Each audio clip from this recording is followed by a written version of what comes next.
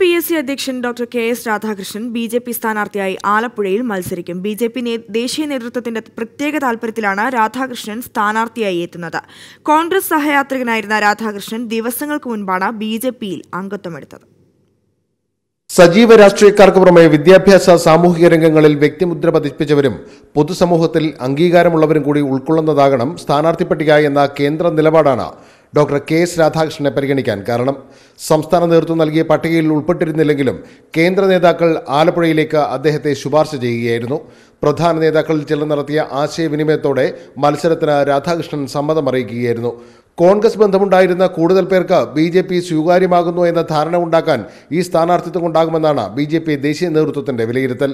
ഉമ്മൻചാണ്ടിയുടെ അടുപ്പക്കാരനായി അറിയപ്പെട്ടിരുന്ന KS Radhakrishnan PSC അധ്യക്ഷ സ്ഥാനം ഒഴിഞ്ഞ ശേഷം സംഘപരിവാർ പ്രസ്ഥാനങ്ങളുമായി അടുത്തിടപഴകി വരികയാണ്. ശബരിമല യുവതീ പ്രവേശന വിധിക്കെതിരെ ശക്തമായ നിലപാടുകളുമായി വേദികളിലും നിറഞ്ഞിരുന്നു. ഈ ഘട്ടത്തിൽ KS രാധാകൃഷ്ണന്റെ സ്ഥാനാർത്ഥിത്വം ശബരിമല വിഷയത്തിൽ സർക്കാർ നിലപാടിനോട് എതിർപ്പുള്ളവരുടെ മുഴുവൻ പേരുടെയും വോട്ടുകൾ നേടിയെടുക്കുന്നതിന് സഹായകമാകുമെന്നാണ് BJP കരുതുന്നത്. കാലടി സംസ്കൃത സർവകലാശാല വൈസ് ചാൻസലറായിരുന്ന അദ്ദേഹം ക്രിസ്തു ദർശനമടക്കം 16 പുസ്തകങ്ങളുടെ രചയിതാവുമാണ്. എന്നാൽ മണ്ഡലത്തിൽ അത്ര പരിചിതനും ജനകീയനുമല്ലാത്ത സ്ഥാനാർത്ഥിയെ ഇറക്കുന്നത് തിരിച്ചടിയാകുമെന്ന അഭിപ്രായം BJP ജില്ലാ നേതൃത്വത്തിലെ ഒരു വിഭാഗത്തിനുണ്ട്. 24 ആലപ്പുഴ.